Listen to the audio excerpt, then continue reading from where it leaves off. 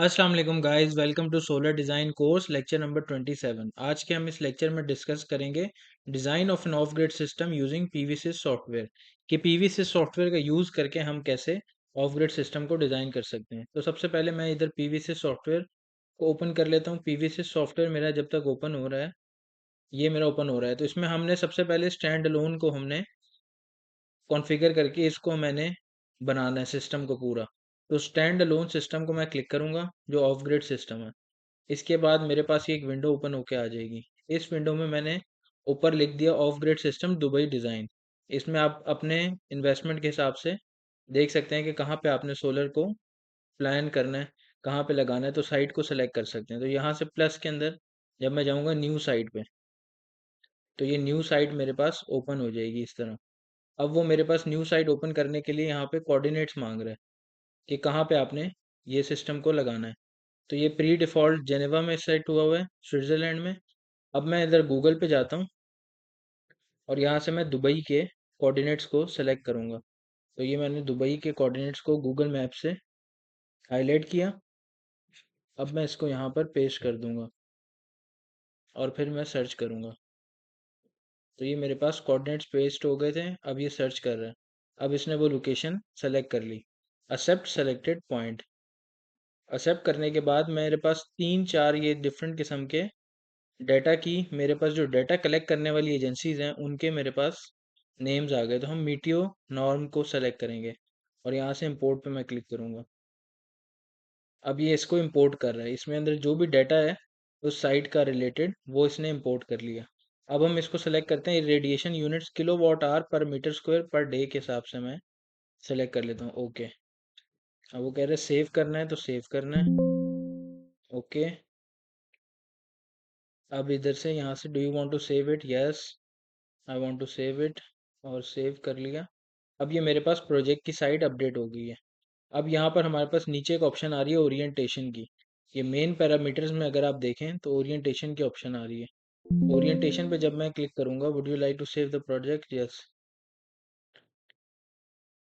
तो ये मेरे पास यहाँ पे डिफरेंट ऑप्टिमाइजेशन आ गई। ऑप्टिमाइजेशन में ये है कि विंटर को मैं सेलेक्ट करूँ पैनल के हिसाब से या मैं समर पे सेलेक्ट करूँ। तो मैं ईयरली इरेडिएशन यील्ड को सेलेक्ट करता हूँ और मैं देखता हूँ कि मेरी मैक्सिमम यील्ड कहाँ पर आ रही है। तो ये आप नीचे देखें तो मैक्सिमम यील्ड आपको यहाँ पर मिल जाएगी। 23 डिग्रीज पे मुझे मैक्सिमम यील्ड मिल रही है और एजीमुथ अगर साउथ फेसिंग मेरा ज़ीरो है, 0 डिग्री है, तो ये दोनों पे मुझे मैक्सिमम यील्ड मिल रही है। यहाँ पे देखें लॉस कितना है, 0% लॉस है। तो मैं ईयरली इरेडिएशन यील्ड को सेलेक्ट कर लूँगा। अब मैंने यहाँ से ओके पे क्लिक किया। फिर मेरी यूज़र की नीड्स हैं। यूज़र की नीड्स को जो है मैंने डिफाइन करना है। अब फॉर एग्जांपल लैंप है मेरे पास, मैं चाहता हूँ कि मैं लैंप्स को चलाऊँ और ईच लैंप की जो पावर है वो है 100 वाट और उसका डेली यूज़ है 5 आवर्स के लिए। तो ये मैंने चला दिया। अब मेरे पास टीवी है।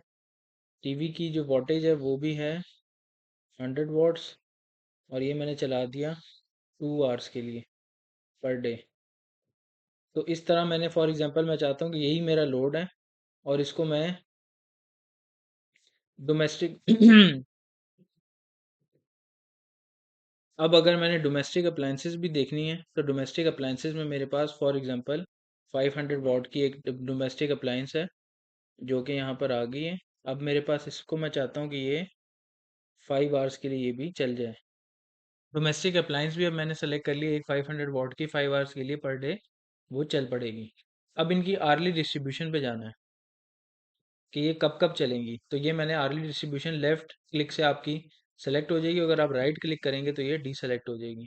तो इस तरह हाफ एन आवर का ये हमें दे रहा है, तो इसको मैं इस तरह सेलेक्ट कर लेता हूँ।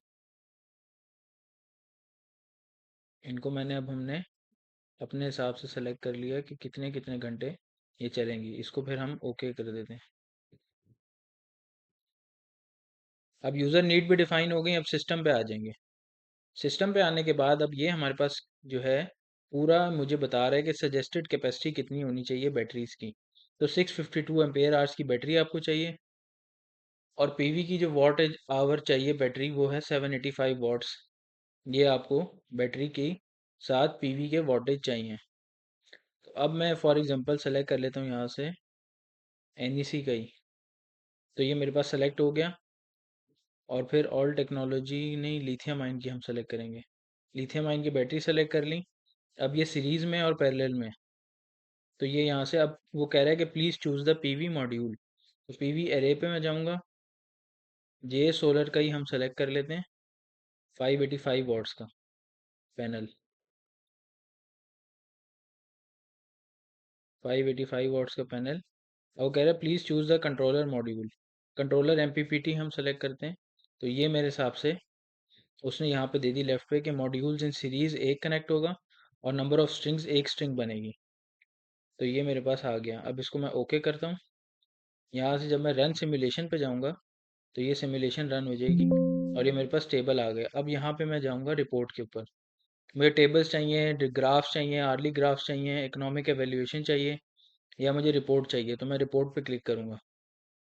जो ही मैंने रिपोर्ट पे क्लिक किया, ये इसने मुझे रिपोर्ट एक जनरेट करके दे दी सोलर की पूरी। तो ये मेरे पास एक रिपोर्ट आ गई जिसके अंदर मेरे पास सारा डाटा अवेलेबल है इस साइट से रिलेटेड कि मैं कैसे उसके ऊपर सोलर इम्प्लीमेंट कर सकता हूँ और लगा सकता हूँ। ग्राफिकल एनालिसिस भी मौजूद है। तो ये था इस वीडियो के लिए।